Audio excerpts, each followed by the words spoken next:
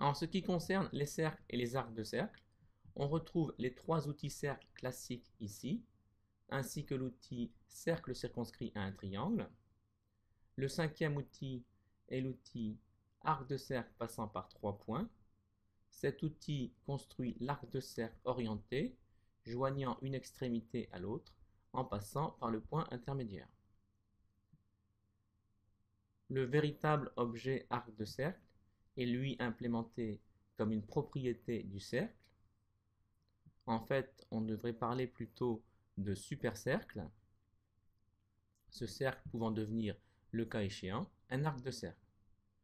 On va par exemple utiliser ici un cercle de rayon donné et le transformer en arc. Il suffit pour cela d'aller dans la barre de propriétés et d'activer cette bascule arc. Qu'est-ce qu'un arc de cercle? Il s'agit en fait de l'intersection du cercle et d'un angle.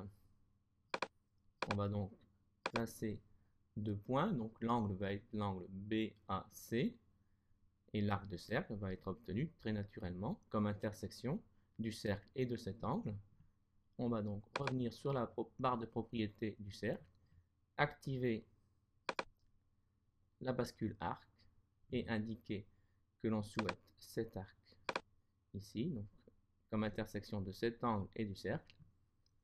De cette façon, l'arc obtenu respecte toutes les conventions utilisées pour les angles, et en particulier, c'est un arc ici a priori orienté, donc je vais revenir sur ses propriétés. C'est un arc orienté dès lors qu'on a activé ici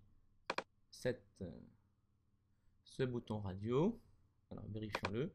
Ici, je peux augmenter. J'ai bien un arc orienté dans le sens trigonométrique.